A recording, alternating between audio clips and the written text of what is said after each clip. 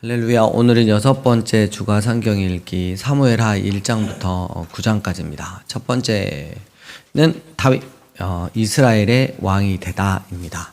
그 사무엘하 1장 1절을 보면 사울이 죽은 후에 이랬어요. 그래서 사울 왕이 죽었죠. 그때 이제 다윗은 잘 됐다가 아니고 노래까지 만들어서 그 아픔을 함께 했던 아주 공감 능력이 탁월했었죠. 그리고 나서 2장 1절에 다윗이 늘 하던 대로 여호와 하나님께 여쭈어 이렇게요. 그래가지고 주님 올라갑니까 헤브론으로 이랬더니 하나님이 딱 결제를 해주시니까 가라 그러니까 헤브론에 가서 유다 족속의 왕이 됩니다. 몇 년 동안 유다 족속의 왕이 되었죠? 7년 6개월 동안 이렇게 됐잖아요. 자, 그러면서 그럼 나머지 이제 지파들은 이 사울 집안을 아직도 그 중심으로 해서 사울의 그 아들 이름이 이스보셋. 와, 사울의 아들 이름까지 알 필요가 있나요? 예. 근데 알았어요. 대단합니다.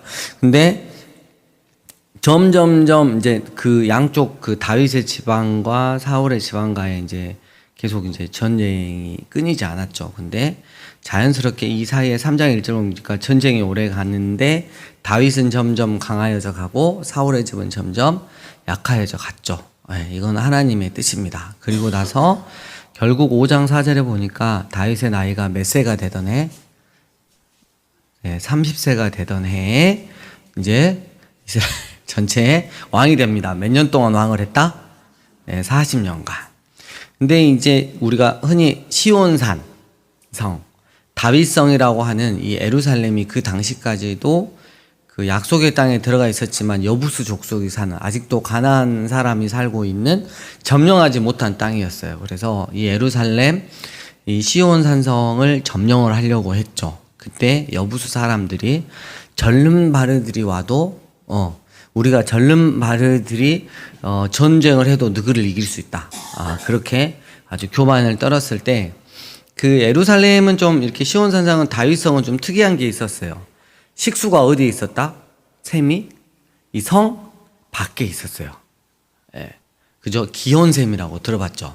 그래서 이제 히스기야 터널 막 이렇게 하는데 늘상 그 물이 이렇게 흘러 들어와서 물 저장고인 실로암에 이렇게 물을 가다 놓으려면 물이 타고 들어와야 되는 그 공간이 있어야겠잖아요.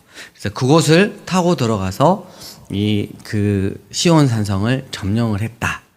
그 이야기가 있고요. 그래서 이제 쉽게 말하면 수도가 딱 이제 결정이 됐고요. 그리고 블레셋 전투가 이루어지는데 다윗이 이제 진영을 딱 갖추니까 블레셋이 엄청 긴장했겠죠. 전투를 했는데 늘 하나님께 여쭙고 했던 다윗이 가볍게 이깁니다. 또 다시 올라와서 또 전투를 벌이는데 그때도 하나님 지시대로 매복을 통해서 승리를 하게 되죠. 그래서 첫 번째 이 키워드 다윗 이스라엘의 왕이 되다 할 때 그가 왕이 될 수밖에 없었던 건 늘 여호와 하나님께 묻고 움직였기 때문이다 라는 거. 그리고 두 번째로 넘어갑니다. 하나님의 궤 다윗의 성으로 이렇게 있습니다. 이 하나님의 궤는 6장 2절 보면 그룹들 스랍 천사들이죠. 사이에 좌정하신 만군의 여호와의 이름으로 불리는 것이었습니다. 이게 그 전에 지금 어디에 있었죠? 그 블레셋에 뺏겼다가 누구 집에 있었죠? 아비나답의 집에 이렇게 있었잖아요. 그래서 이제 그거를 다윗이 너무 간절하니까 가져오는데 수레로 싣고 왔단 말이에요. 수레로. 그러다가 누가 죽죠? 그 흔들리니까 그걸 잡으려다가 우사가 죽어요. 그래서 누구 집에 3달 동안 있었어요. 그렇죠. 근데 그 집에 엄청나게 복을 받고 그 사이에 다윗은 뭘 했냐면 율법, 말씀을 다시 공부를 합니다. 무슨 일이 있었을까? 내 마음에 하나님께 순전했는데 하고 막 찾아보니까 하나님의 이 궤는 수레로 싣고 가는 게 아니라 그 고리 양 끝에 있는 이 고리에 끼워서 어떻게 메고 가는 거구나 라는 걸 알고 이번에는 6장 12절 보니까 하나님의 궤를 기쁨으로 맸어요. 이제 말씀을 확실히 하니까. 그러면서 다윗이 여호와 앞에서 힘을 다해 춤을 추면서 경건을 상징하는 에보스를 입었지만 힘을 다해 춤을 추면서 하나님의 궤가 이스라엘 안으로 들어오는 것을 기뻐했던 거죠. 그래서 우리가 적용할 수 있는 건 하나님께 기쁨이 되는 삶은 뭐냐? 하나님 말씀대로의 순종의 삶이다. 하나님을 위한답시고 늘 하나님의 말씀으로가 아닌 내 세상적인 방법과 나의 경험으로 하나님을 섬긴다. 하나님을 모신다. 그러면 큰일 날 수 있다는 거. 하나님은 여호와 하나님은 하나님 말씀대로 순종하며 우리가 하나님을 섬겼을 때 가장 기뻐하시는 분이다라는 것을 우리가 알 수 있고요. 그리고 다윗이 하나님 앞에서 정말 기뻐하면서 춤을 췄을 때 창밖으로 웃기고 자빠졌어 하는 여자가 있었어요. 누구죠? 미갈. 누구의 딸이죠? 사울의 딸입니다. 그래서 우리가 그러니까 하나님한테 정말 기쁜 마음으로 본인이 아무리 왕이어도 하나님 앞에서는 아무것도 아니니까 기뻐 뛰며 춤을 출 수 있는 문제인데 미갈은 왜 그랬을까? 자기 아버지한테 받은 신앙 교육이 그 정도였기 때문입니다. 그래서 우리가 또 특별히 다음 세대도 있지만 그 위에 어른들이 신앙 교육의 본을 잘 보여줘야 됩니다. 우리가 어떻게 본을 보이냐에 따라서 우리 자녀 세대들이 그대로 행합니다. 어제도 사모님이 뭐 잠깐 이야기하는 것 같던데 청년들이 대학생들이 주일날 교회를 안 온대.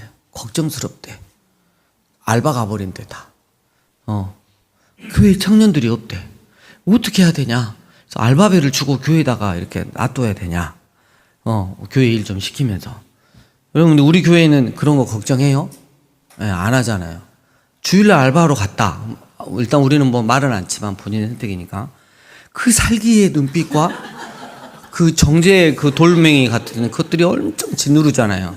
우리는 주일 오후 예배만 빼도 가도 왠지 막 마음이 너무 죄송하고 하나님한테 막 큰 죄 저지른 것 같고 새벽기도 일주일 다시 해야 될 것 같은 막 그런 느낌이잖아요. 근데 우리가 그러니까 정확하게 하나님의 말씀의 기준으로 해서 그러니까 기준은 너무 정확한 거예요. 근데 우리가 가끔 우리의 연약함으로 또 그 상황을 또 그런 상황들 때문에 세상과 같이 살아야 되니까 그런 힘든 부분이 있지만 아주 지혜롭게 잘 믿음으로 해 나가야 되죠.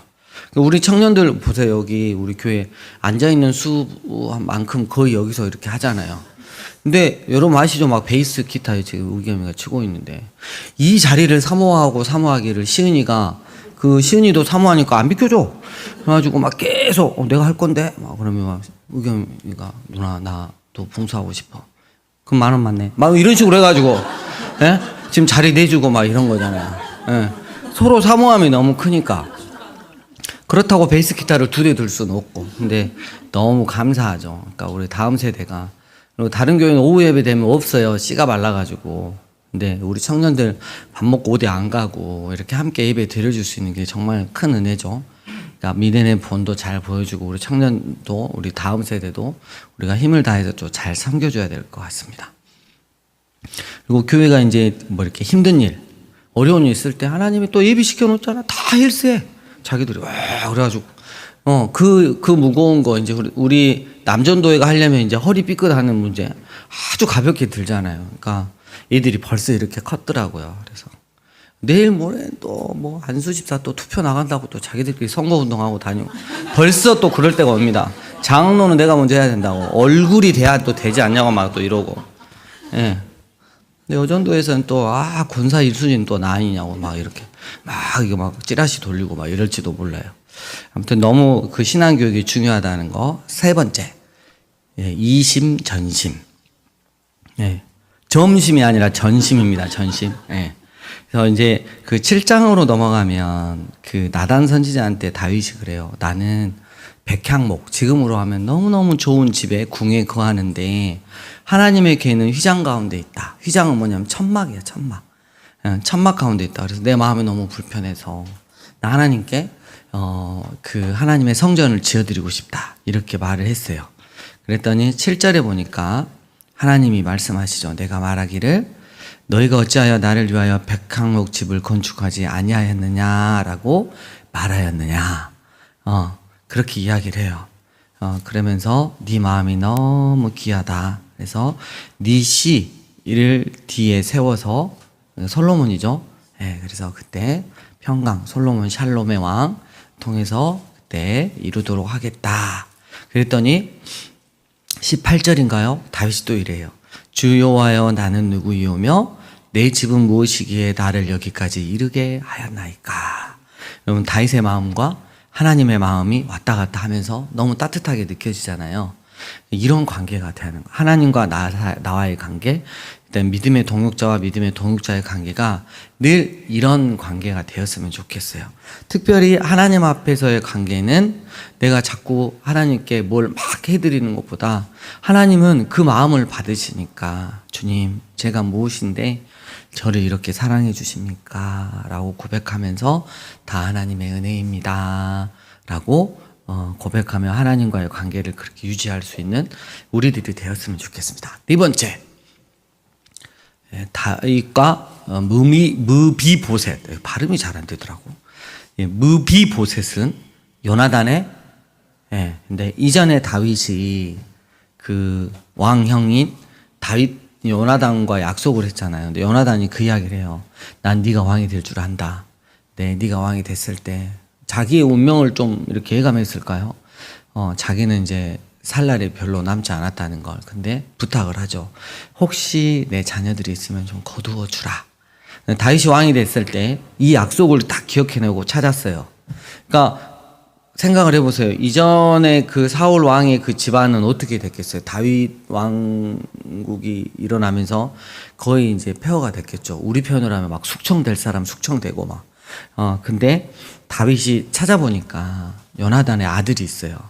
무비보셋인데 다리를 저는데 두 다리를 다 절었어요. 예.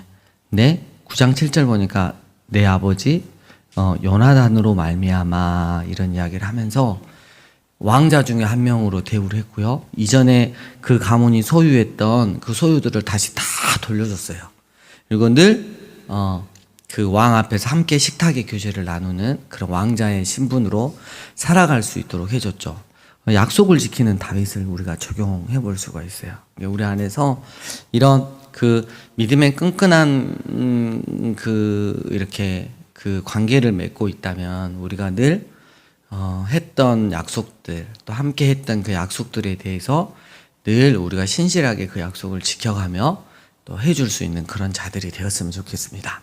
그래서 이번 주에는 사무엘하 1장부터 9장까지 읽으시면 되겠습니다.